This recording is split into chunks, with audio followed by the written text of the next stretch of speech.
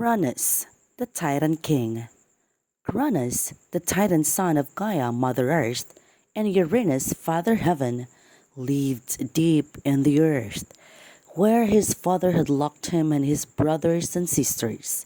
While the others squawked in fear at their father and hid in the shadows of their mother, Cronus just watched and listened. Gaia suffered. The cruelty of this father toward his children was unbearable. She tore her hair, she gnashed her teeth, and in the end, she offered her children an adamantine sickle, lustrous and unbreakable, to confront their father with. Horrified, the children retreated, all but Cronus.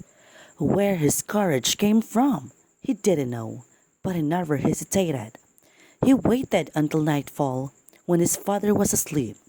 Then silently, stealthily, he struck. Wicked Uranus, his fear became a self-fulfilling prophecy. Cruelty is the snake that bites its own tail. The blow was powerful, not lethal. No, the old man lived on, but withering.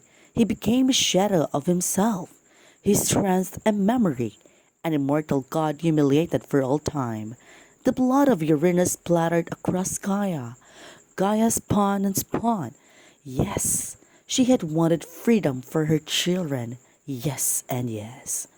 But oh, the cost was so dear. She could do nothing but spin through the whole year. And as she spun, the blood drops seeped deep within her. From them sprang three more groups of children.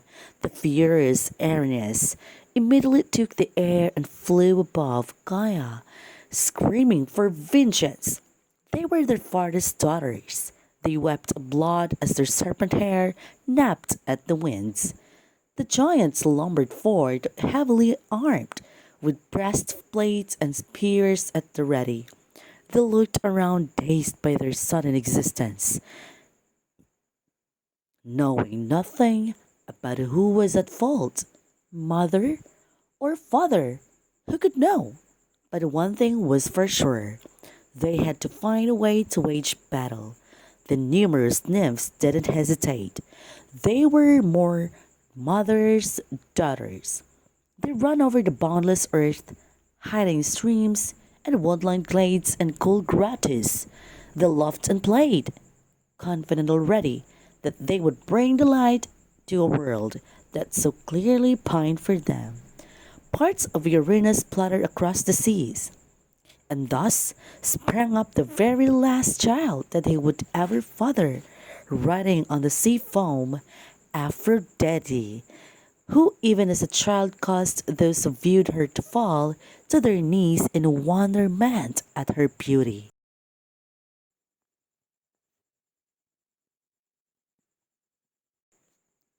Not every little thing was right with the universe, but all was far better than it had been.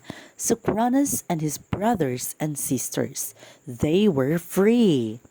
Cronus growled at his victory. Both his mother and father looked at him with fear. Each parent, separate and hushed, prophesied to him that he would be stripped of his power by his own son.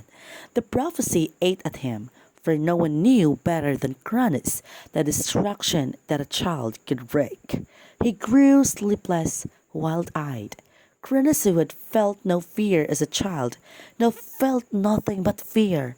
He distrusted at random and for no reason at all locked his brothers, the Cyclops, at the 100-handed ones, and the deepest part of the underworld, dark Tartarus.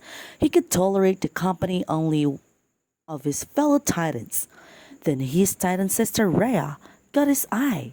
She was too lovely to resist, so he took her as his wife. But each time she gave birth, producing glorious children, the daughters Hestia and Demeter and Hera, the sons Hades and Poseidon, he panicked and swallowed them. Cannibal? No, no, no. He told himself this was simply self-protection. Rhea, like Gaia before her, felt herself drowning in grief, And like Gaia before her, she finally reached the dreadful conclusion, the only conclusion. She must stop the brutality. When she recognized the first stirrings of a new baby within her, she asked her parents, Gaia and Uranus, for help.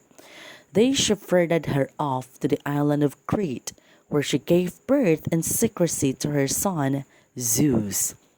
Then she left her newborn son for her mother to raise, swallowed the stone, and hurried home to Cronus, who quickly seized the false babe and swallowed it. Wretched Cronus, completely duped, completely ignorant that his son Zeus lived, completely doomed.